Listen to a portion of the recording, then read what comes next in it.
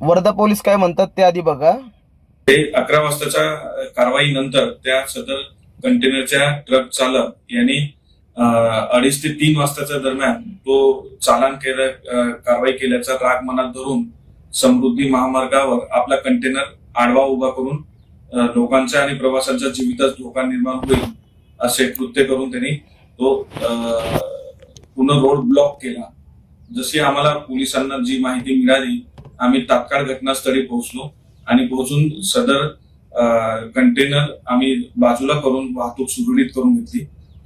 सर्वप्रथम वर्धा पोलीस आणि ही जी जय महाराष्ट्र जी न्यूजवाले आहेत ना, ह्यांचा जाहीर निषेध करतो. अजून किती माझ्या ड्रायव्हर समाजाला, ड्रायव्हर भावांना तुम्ही बदनाम करणार आहात. त्यामध्ये हे जे बोलतात आहे की ड्रायव्हर पळून गेला गाडी सोडून, असं काही झालेलं नाहीये. हजारो व्हिडिओ व्हायरल झालेले आहेत.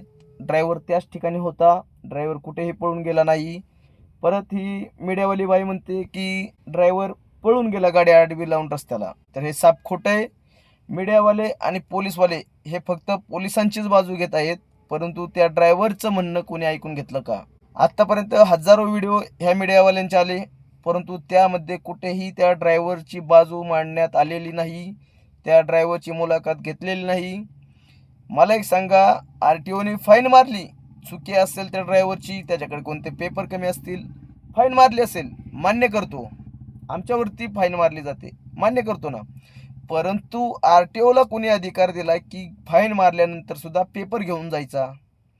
पेपर घेऊन गेल्यामुळे बरं, गाडी काय अशी काही भरली नव्हतं, गाडीमध्ये कार भरल्या होत्या, नवीन कोऱ्या कार्स होत्या. मग मला एक सांगायचं आहे, पेपर घेऊन जाण्याचा अधिकार RTOला कोणी दिला?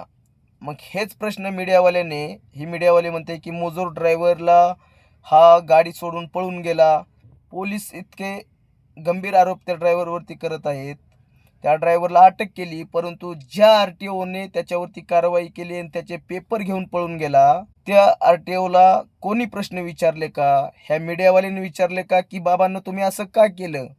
किंवा हे जे वर्धा पोलीस जे शहाण्यापणाने सांगत आहे ना की असं झालं तसं झालं, ह्याही अधिकाऱ्याला माझं ओपन चॅलेंज आहे की ज्या RTOने त्याच्यावरती कारवाई केली त्यालाही तुम्ही प्रश्न विचारले का की फाईन मारलेली असताना सुद्धा तुम्हाला पेपर घेऊन जाण्याचा अधिकार कोणी दिला? जर गाडीचे पेपर जर घेऊन गेले नसते, एवढा कॉमन सेन्स ह्या मीडियावाल्यांना नाही आहे की जर गाडीच्या मालाचे पेपर जर घेऊन गेले तर ज्या ठिकाणी डिलिव्हरी द्यायची आहे त्या ठिकाणी बिना पेपरची गाडी कशी खाली करून घेतली जाणार?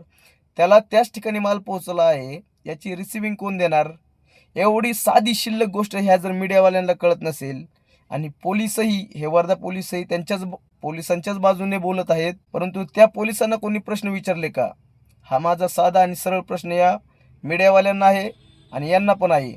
इतके खोटेपणाचे आरोप त्या ड्रायव्हरवरती लावले जातात, त्याला अटक केली जाते, परंतु त्याच्यावरती रस्त्यावरती गाडी आडवी लावण्याची वेळ कशामुळे आली याचाही कुठेतरी विचार केला पाहिजे.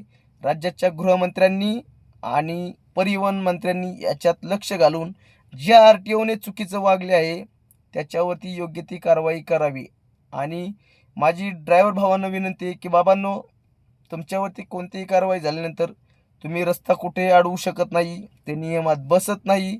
आपल्यामुळे इतरांना त्रास होता कामा नये याची काळजी नक्की घ्यावी. परंतु RTOला सुद्धा गृहमंत्र्यांनी किंवा त्यांच्यावरचे जे अधिकारी असतील, परिवहन मंत्री असेल, त्यांनीही सांगणं काम आहे की बाबांनो तुम्ही पण तुमच्या हिशोबात राहून कामं करत जावा.